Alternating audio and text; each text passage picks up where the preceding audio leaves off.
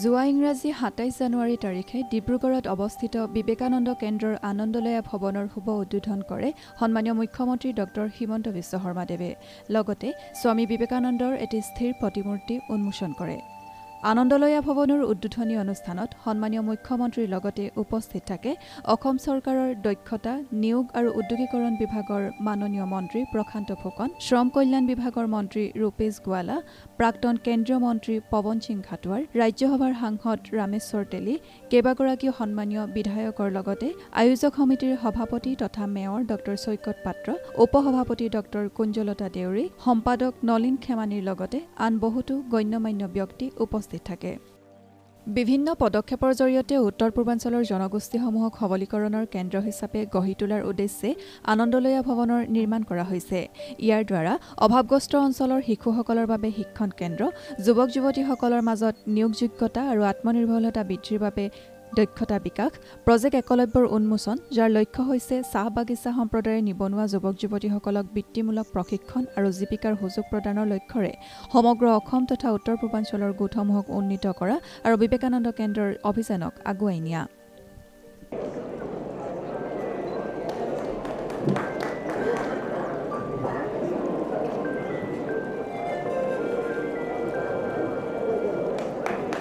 ধন্যবাদ বাইদেউ। ডক্টৰ কুঞ্জলতা দেউৰী বাইদেউ আৰু আনন্দলয়া নিৰ্মাণ কমিটিৰ সম্পাদক শ্ৰদ্ধাশ্ৰী নলিন খেমানিদেৱ উপস্থিত আছে। তেখেতসকলে আসন গ্ৰহণ কৰিছে। বিভাগৰ ছেক্ৰেটাৰী তেখেতে এয়া এখনি ফুলাম গামোচাৰে আদৰণি জনাইছে।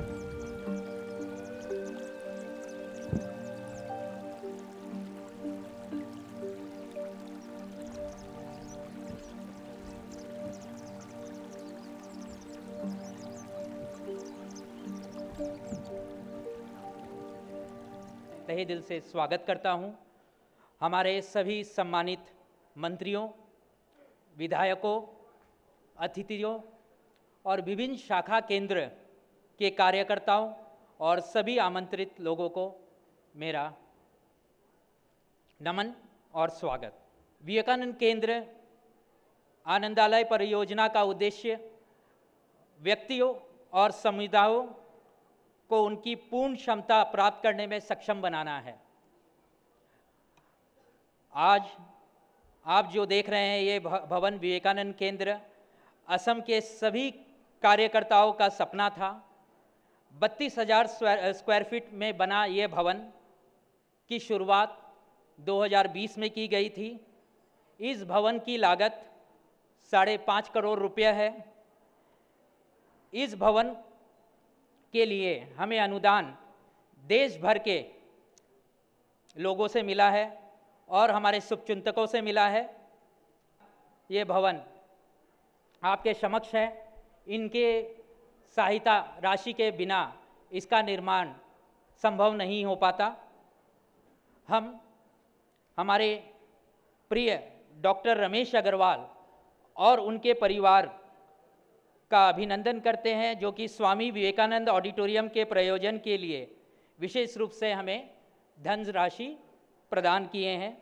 हमारे लोकप्रिय विधायक और मंत्री श्री प्रशांत फुकन जी को वित्तीय सहायता प्रदान करने के लिए हम उनके आभारी हैं और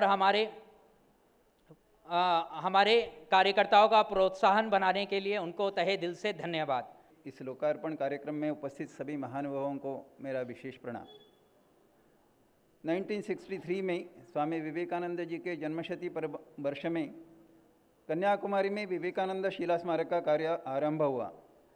अनेकानेक समस्याओं को झेलते हुए माननीय एकनाथ जी रानड़े ने राष्ट्रीय स्वयंसेवक संघ के स्वयंसेवकों की मदद से 323 सांसदों की स्वाक्षरी, सारे राज्य सरकार तथा केंद्र सरकार तथा 30 लाख से अधिक सामान्य लोगों की जनभागी द्वारा इस कार्य को 1970 में पूर्ण किया। यह कार्य करते समय माननीय एकनाथ जी ने प्रत्येक व्यक्ति के हृदय में बसने वाले स्वामी विवेकानंद जी को देखा, पहचाना और फिर स्वामी जी के जगतगुरु भारत इस संकल्प को पूर्ण करने हेतु विवेकानंद केंद्र की स्थापना 1972 में की। केंद्र का कार्य है प्रत्येक व्यक्ति में रहने वाली असाधारण शक्तियों को प्रकट करने हेतु प्रयत्न करना, प्रत्येक व्यक्ति को अपने को अकेला मात्र न समझते हुए परिवार, समाज, राष्ट्र यह उसकी ही उन्नत इकाई है यह जानते हुए इन इकाइयों के लिए कार्य करना और उन्हें समृद्ध समर्थ बनाने के लिए प्रयासरत रहना।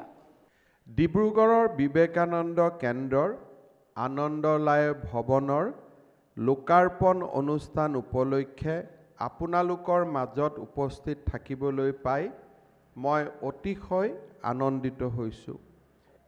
এই পবিত্ৰ অনুষ্ঠানটোত মই মহান চিন্তাবিদ, দাৰ্শনিক আৰু অম্লান প্ৰেৰণাৰ উৎস স্বামী বিবেকানন্দলৈ গভীৰ প্ৰণিপাত জনাইছোঁ। চাহ জনগোষ্ঠী আৰু জনজাতীয় ৰাইজৰ সেৱাত উৎসৰ্গিত আনন্দলায়ৰ এই মহৎ পদক্ষেপৰ বাবে মই বিবেকানন্দ কেন্দ্ৰৰ সমূহ কৰ্মকৰ্তাৰ আন্তৰিক শলাগ লৈছোঁ। আজিৰ এই অনুষ্ঠানত আমাৰ মাজত বিবেকানন্দ কেন্দ্ৰৰ সৰ্বভাৰতীয় সভাপতি মাননীয় শ্ৰী বালকৃষ্ণন ডাঙৰীয়াও উপস্থিত থকাৰ কথা আছিল। তেখেতৰ বিশেষ কৰ্মব্যস্ততাৰ বাবে আজি তেখেত আমাৰ মাজত উপস্থিত থাকিব পৰা নাই। শ্ৰী বালকৃষ্ণন ডাঙৰীয়াৰ বলিষ্ঠ নেতৃত্বতে বিবেকানন্দ কেন্দ্ৰ শিক্ষা প্ৰচাৰ বিভাগে বিবেকানন্দ কেন্দ্ৰ বিদ্যালয় স্থাপনত লোৱা পদক্ষেপৰ বাবে আজি অসমত 25খনকৈ বিবেকানন্দ কেন্দ্ৰ বিদ্যালয় প্ৰতিষ্ঠা হৈছে আৰু 6খন নতুন বিদ্যালয় স্থাপনৰ প্ৰচেষ্টাও চলি আছে। এই প্ৰচেষ্টাই আমাৰ ৰাজ্যৰ শৈক্ষিক পৰিৱেশত দ্ৰুত পৰিৱৰ্তন আনিছে। मैं असमवासियों का ओर से on behalf of the people of Assam, I want to extend our warm gratitude to Sri Balakrishnan ji for his effort for the development of education and other sectors in our state.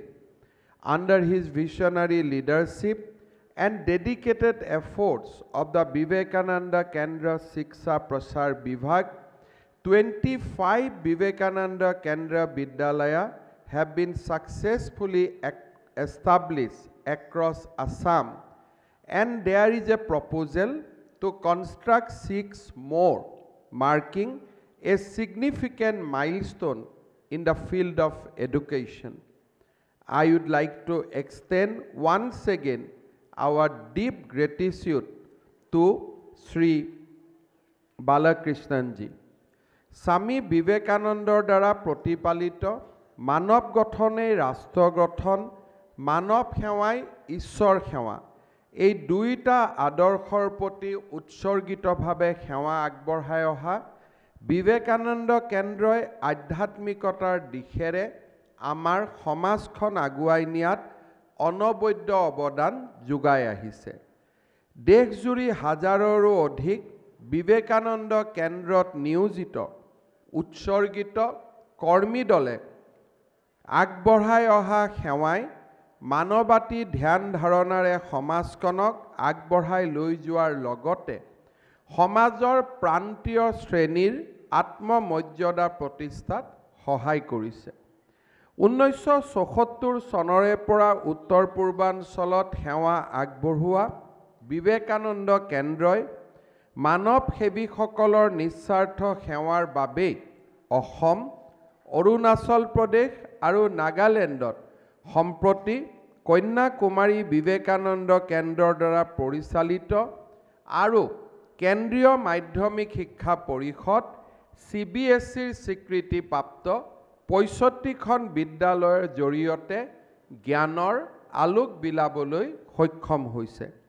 মহিলা সবলীকৰণৰ দিশত একাগ্ৰতাৰে নিয়োজিত হৈ বৃত্তিমূলক প্ৰশিক্ষণৰ মাধ্যমেৰে আমাৰ অঞ্চলটোৰ মহিলাসকলক স্বাৱলম্বিতাৰ বাটেৰে খোজ কাঢ়িবলৈ বিগত ৩৫ বছৰ ধৰি লোৱা বিবেকানন্দ কেন্দ্ৰই লোৱা ভূমিকাই উত্তৰ পূৰ্বাঞ্চলত নাৰী সবলীকৰণত ইতিবাচক পদক্ষেপ পেলাইছে।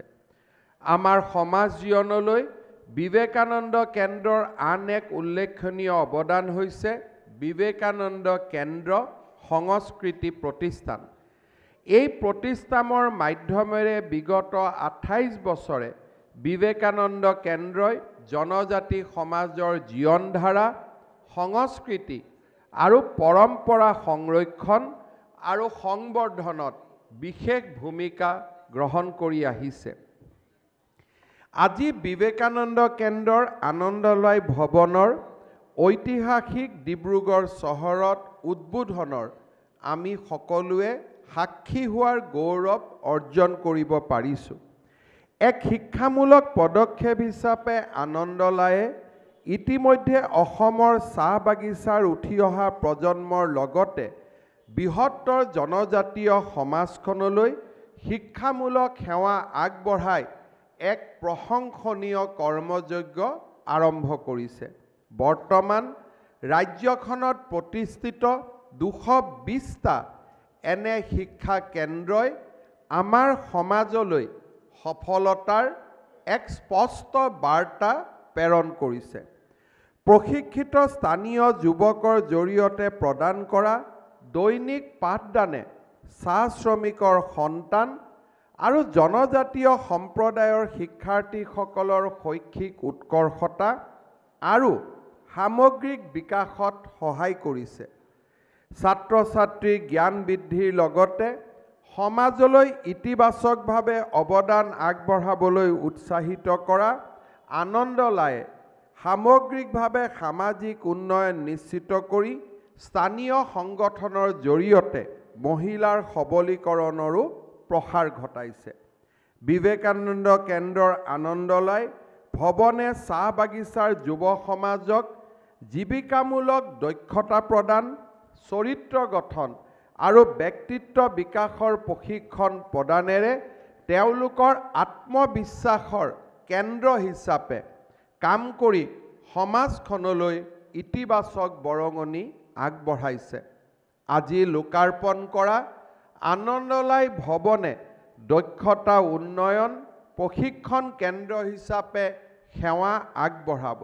তদুপৰি উত্তৰ পূব ভাৰতৰ বিবেকানন্দ কেন্দ্ৰৰ কাৰ্যকৰ্তাসকলৰ প্ৰশিক্ষণ, একালব্য প্ৰকল্পৰ জৰিয়তে শ্ৰমিক পঞ্জীয়ন আৰু স্থানীয় জনগোষ্ঠীৰ দক্ষতা উন্নয়ন, কম খৰচত চিকিৎসা সেৱা, চাহ বাগিচাৰ সম্প্ৰদায়ৰ বাবে দক্ষতা উন্নয়ন প্ৰশিক্ষণ কেন্দ্ৰ, চাহ বাগিচাৰ ছাত্ৰ ছাত্ৰীৰ বাবে হোষ্টেল আদি এই ভৱনত সন্নিৱিষ্ট কৰা হৈছে। অসমৰ চাহ শ্ৰমিকৰ সন্তানৰ লগতে জনজাতীয় সমাজখনৰ সম্ভাৱনাৰ পূৰ্ণ ৰূপত বিকশিত কৰি আনন্দলয়ে স্বামী বিবেকানন্দৰ দৃষ্টিভংগীক প্ৰতিফলিত কৰিছে আৰু নৱ প্ৰজন্মৰ বাবে এক উজ্জ্বল ভৱিষ্যতৰ ভেটি শক্তিশালী কৰিছে।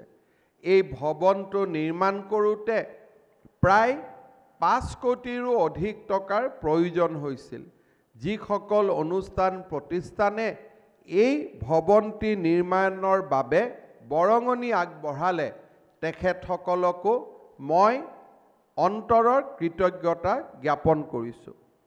ভাৰতবৰ্ষত যিসকল চিন্তানায়ক আৰু মহান দাৰ্শনিকৰ জন্ম হৈছিল তাৰ অন্যতম আছিল স্বামী বিবেকানন্দ।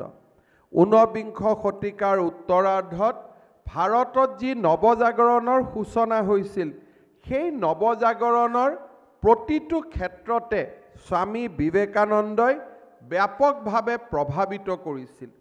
সাংস্কৃতিক, সামাজিক, আধ্যাত্মিক, ৰাজনৈতিক, শিক্ষা জগত, নৈতিকতা আদি সকলো ক্ষেত্ৰতে স্বামীজীয়ে আমাৰ জীৱনৰ ওপৰত গভীৰ ছাপ এৰি থৈ গৈছে। স্বামী বিবেকানন্দৰ জীৱনৰ গুৰুত্বপূৰ্ণ অধ্যায়সমূহৰ অন্যতম হৈছে 1893 চনৰ 11 ছেপ্টেম্বৰত আমেৰিকাৰ চিকাগোত অনুষ্ঠিত বিশ্ব ধৰ্ম সভাত অংশ লৈ তেওঁ প্ৰদান কৰা বক্তৃতা। ধৰ্ম মহাসভাত প্ৰথম ভাষণতে তেওঁ সমবেত শ্ৰোতামণ্ডলী আৰু বিশ্ববাসীৰ মন জয় কৰিবলৈ সক্ষম হৈছিল। ভাৰতবৰ্ষ যেতিয়া গ্লানিৰে পৰিপূৰ্ণ হয়, ভাৰতৰ ইতিহাসত যেতিয়া কৰবাত নহয় কৰবাত তমসাই আগুৰি ধৰে, সেই সময়তে সমাজক পোহৰ দেখুৱাবলৈ একোজন মহাপুৰুষৰ সৃষ্টি হয়। গীতাৰ ভাষাত সমাজত যেতিয়াই অন্যায় অবিচাৰ আৰু অত্যাচাৰ হয় তেতিয়াই মোৰ জন্ম হয়। স্বামী বিবেকানন্দই গীতাৰ সেই মহান পৰম্পৰাকে পালন কৰি এই পৃথিৱীলৈ আহিছিল। স্বামী বিবেকানন্দই এৰি থৈ যোৱা শিক্ষাৰে আমি সমৃদ্ধ হৈ ভাৰতবৰ্ষক বিশ্বগুৰু আৰু আমাৰ মাজত থকা ভেদাভেদ আঁতৰাই দৰিদ্ৰ দুৰ্বলজনক সমাজৰ আগস্থানলৈ লৈ অহাৰ পথত আহক। এই সুন্দৰ দিনটোত আকৌ এবাৰ নিজকে সমৰ্পিত কৰোঁ। বিবেকানন্দ কেন্দ্ৰই ডিব্ৰুগড়ত আনন্দলয়ৰ মুখ্য কাৰ্যালয় স্থাপন কৰি আজি যি এক মহান পথৰ সন্ধান দিলে, তাৰ বাবে মই বিবেকানন্দ কেন্দ্ৰৰ লগত জড়িত আটাইকে পুনৰ এবাৰ অন্তৰৰ গভীৰতম কোণৰ পৰা কৃতজ্ঞতা জনাই মই মোৰ বক্তব্যৰ সামৰণি মাৰিছোঁ। জয় হিন্দ, বন্দে মাতৰম।